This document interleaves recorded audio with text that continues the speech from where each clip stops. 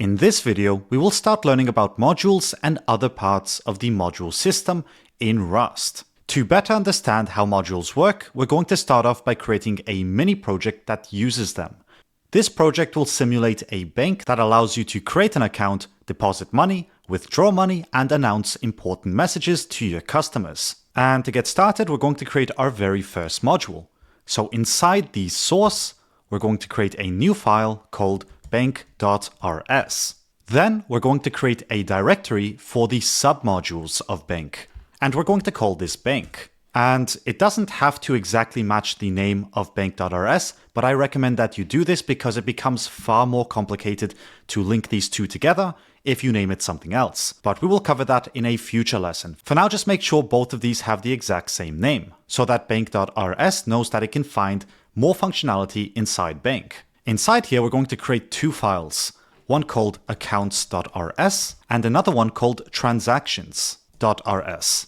So these are submodules that belong to bank.rs. Inside the accounts submodule, we're going to create a public struct, which will be called account. And this is going to contain a public owner of type string and a public balance of type i32. And since we also want to be able to easily debug this, we're going to add a trait. So we're going to derive the debug trait. Next, let's create the implementation for this struct. And inside, we're going to create a public function called new, which is going to take an owner, which is the owner of the account. And that's going to be of type string slice. And it will return self. Then inside, we can just pass in the account with the owner, which will be a string from the owner. Then we will include the balance, which will initially be set to 0. Now we define this method to be public so that other modules can see it and use it. In other words, we are exposing it to the world. If you try removing this keyword, you're going to notice that later on, new will not work outside of this module.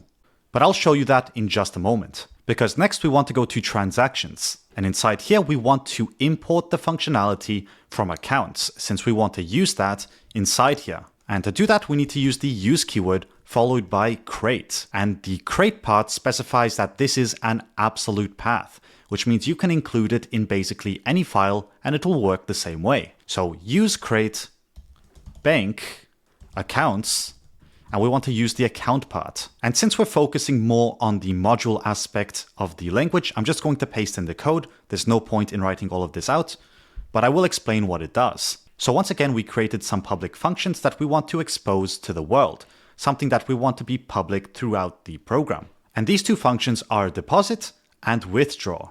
The first one allows us to deposit some money into an account, and then it prints the current balance. The second one allows us to withdraw money from an account, and it obviously checks whether the user has enough funds before it tries to withdraw the funds. Otherwise, it withdraws the funds because the user does have enough money. But once again, it's important to note that we're using the public keyword because we want to be able to use both of these outside of this file. So that's how we can define some functionality in submodules. But now it's time we go back to our bank module.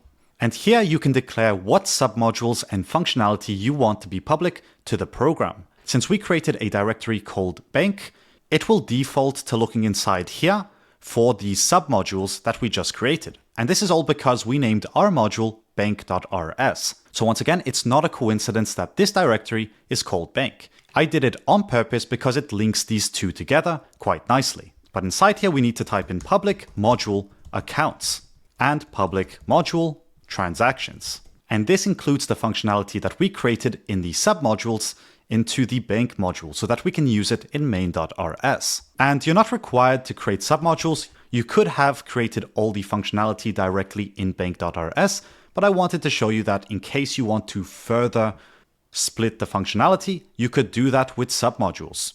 But inside here, I am going to keep one function, which is going to be called announce, which will allow us to announce something. And once again, this is public because we want to be able to use it outside of this file. But now that we have all this functionality, let's try using it in main.rs. So here, to use the functionality from bank, we need to type in mod bank, because we're using the functionality from that module. Then inside here, we can create a mutable account, and that's going to equal a bank from accounts, account, and new. And the owner is going to be Bob. then we can print that we created that account. Now to use some functionality from the module, all we have to do is type in bank, transactions, and deposit.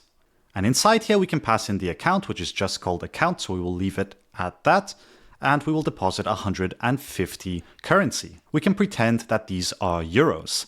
So we deposited 150 euros. Next, I'm going to duplicate this and withdraw 20 euros. Then I just want to print the final state of our account. And finally, to show you that we can use functionality directly from the bank module, I'm going to refer to bank and use the announce method or the announce function and type in that there is some maintenance at 1:30 p.m. Now, when we run this, we should get the following messages. First, that we created an account with the owner being set to Bob.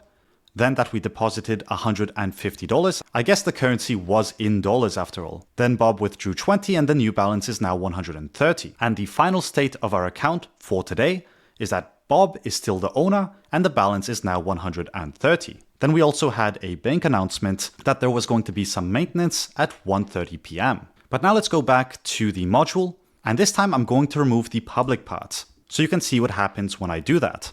As soon as I remove the public part and I go to main, you'll notice that we can no longer use announce because it is now treated as private. All the functionality you create is considered to be private by default, unless you specify it to be public. So if we want our main.rs file to see this function, we need to make it public. And the same thing goes for the submodules. If we were to remove public, main.rs would not be able to see that because transactions is now private. So we need to make sure that's public. And if we go a level deeper and tap on transactions and we remove public from the deposit function, we're still going to get an error in main.rs because this is no longer public. This can only be used inside the transactions file. So if we want to be able to access this outside of that file, we need to make this public. And you do not type in public to make something public. You just type in pub. And there's only one last thing I want to cover today, and that is that, once again, if you were to name this anything else, it would be much harder to link bank with the bank directory. For example, let's rename this to extra. As soon as we do that, Rust is going to have a much harder time finding extra. We're going to have to use some special syntax to locate it. We can't just type in public module accounts because Rust will have no idea where this is. But if we were to name this the exact same name as the module, so we type in bank, Rust is able to put 2 and 2 together and understand that the bank directory belongs to bank, so it can easily find these submodules. But once again, you're not required to name this bank, and I will teach you later on how you can refer to it if you name it something such as extra.